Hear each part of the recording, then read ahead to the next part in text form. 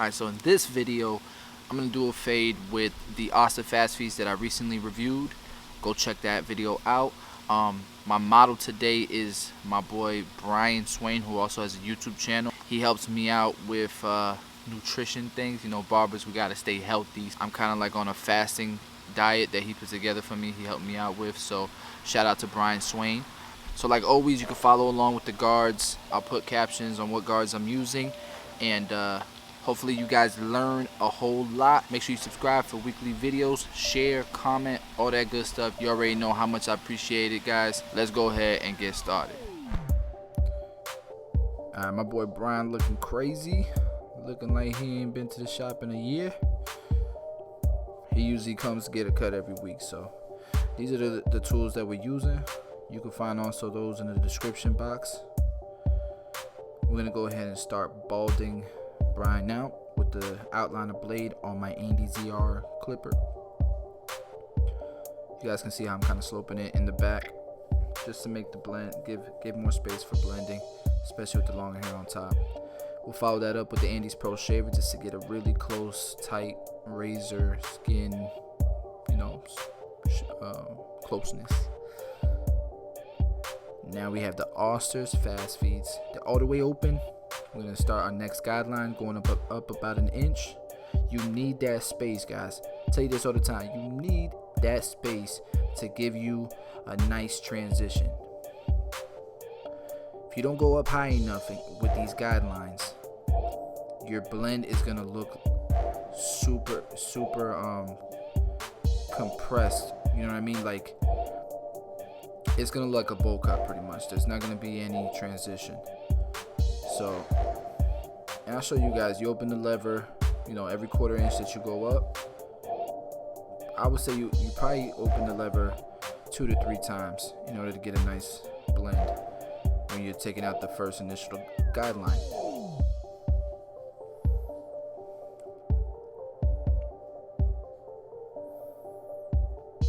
And you know, these are just the first steps.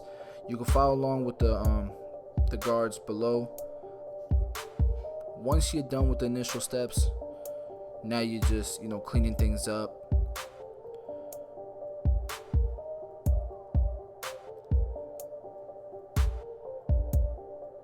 And one of the tips I give people is, especially for timing, go through your initial steps, go through your system as quickly as possible, you know, without hurting your client and making it uncomfortable or making it seem like you're rushing.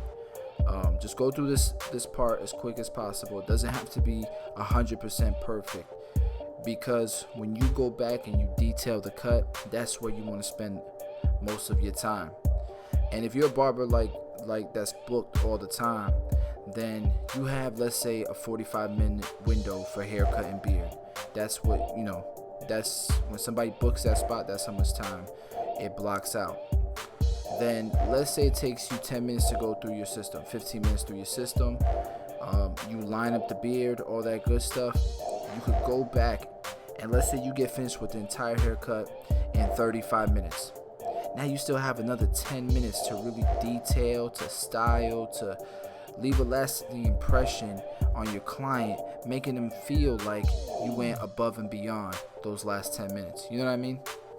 So that's just a quick nugget by your boy. Sometimes you have to follow up with the TI liners to get that first initial guideline out, and that's what I was doing with the corners. Right here we're using number 3 guard, and I believe it's open, but we're pretty much just blending to the top so that when we go to this step, the one open, and we start blending, we know the last guard that we finished, the highest guard that we used, so we know what we're blending into on the top. So we're doing the one open. That's pretty much your next guideline that you're creating. Like I said, give yourself an inch. From here, you don't have to open the lever every quarter of the way or a third of the way. You could just go open, and then you'll see that I followed that up with a closed number 1 just to take some of the bulk out, as I'm doing here. Now we'll go with our number 2 guard, and we'll blend that little bit of weight that you see there, and it's probably open, will follow right underneath it with a number 2 closed, and that should take that little bit of bulk or that line out. If it doesn't, follow it up with your number 1 guard open and use the corners to really blend that. But you can see it's closed right now and it's blending pretty well. I would still follow that up with the 1 open though.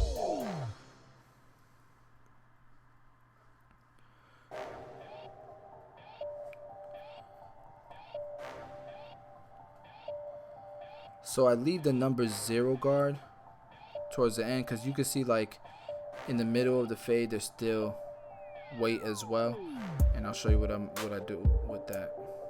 So here you can see I'm following up with the 1 open like I said, just to clean it up some more and really give it a nice transition.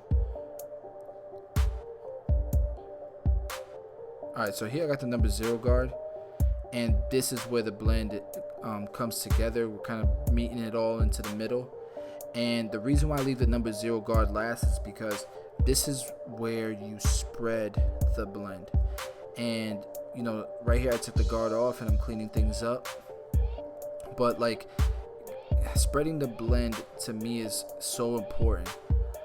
If you don't do this step, then it's gonna look bulky still. There's gonna be little like dark spots in the fade. So I go back and I spread the blend as much as I need to.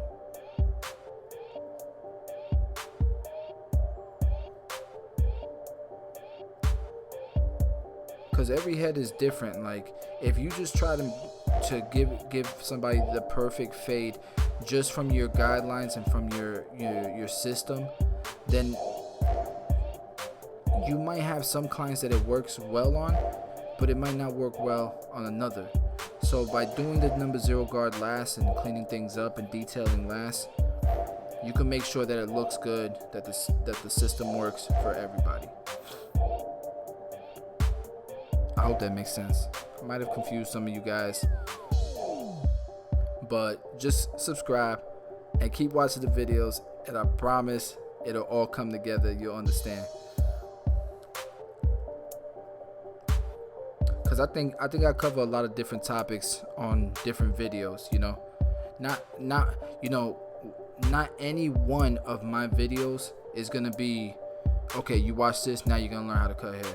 You know, follow along, subscribe, and you know, turn on notifications and watch each video because I cover something different. I think there's a new nugget within every video that I do. I hope that's true to you guys as well, because that's what I shoot for. So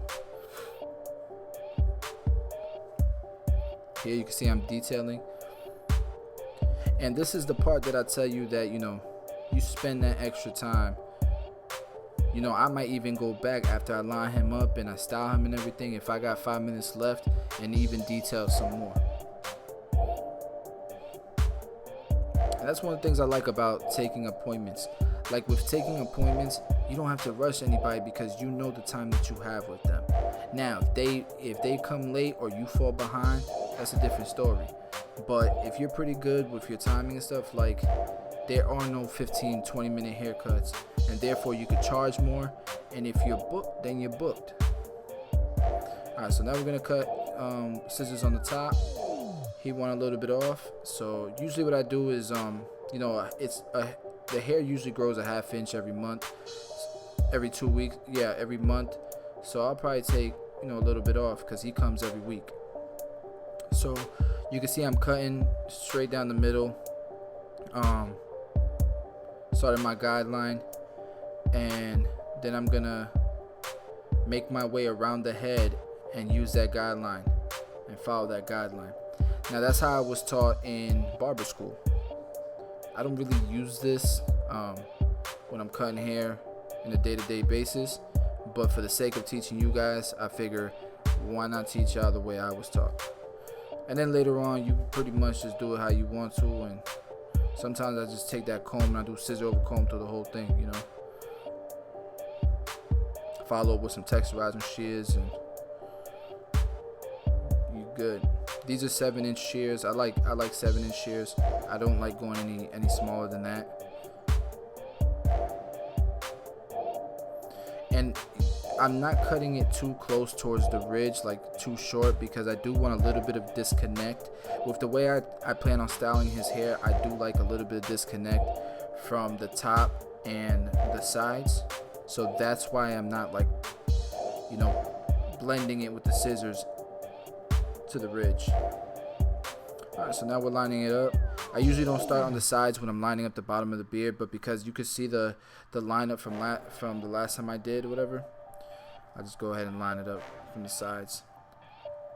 And with the beard, especially on the top where I'm lining up right now, I don't spend a lot of time on that. I kind of just knock out as much bulk as I can. It's like a rough draft for me. And then you'll see when I pass the razor, it really cleans things up, and that's where I spend my time. Some barbers don't, some barbers do. To each their own.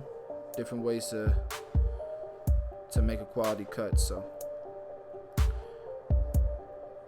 and with this cut, I'm not really trying to give him the most defined front line, because that would sacrifice some of the length on the front of his hairline, and I really want to leave that length. So I just cut the little bit that I can, but I don't want to do too much lining up on the front hairline.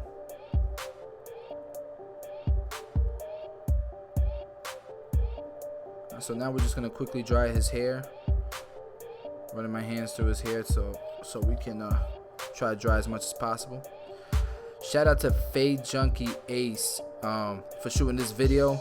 He got creative with it. He threw it on Instagram. We reposted it. Really appreciate it. Shouting out to Shave Gel. He is a sponsored barber, so Fade Junkie, make sure you go follow him on Instagram. And Tune 45 Shave Gel, you can get it at tune45.com, and you guys can see it in full effect right here.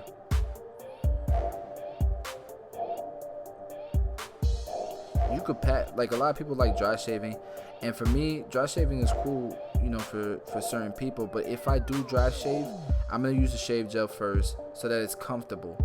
Once it's close and I dry off the shave gel, then I might follow it up with with a dry shave, and I think that makes it more comfortable for them rather than starting with the dry shave. I just remember being dry shaved, man, and it was pain. Like, I just didn't like it. It wasn't a comfortable feeling for me, so I don't do that to any of my clients.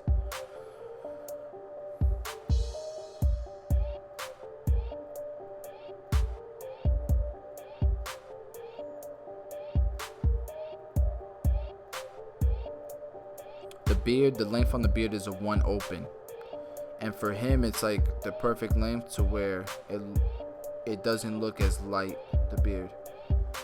So I got a package from Fat Boy the other day, and this isn't a sponsor video or anything like that. I just used their product here. I appreciate the product for free. That was dope. But I just wanted to share with you guys what I'm using. I'm using a lot of different products these days, kind of trying everything and getting educated and learning what I like, what textures and stuff. Fat Boy's dope. You can probably Google them and find their product. Thank you guys for watching. Subscribe. See you on the next video.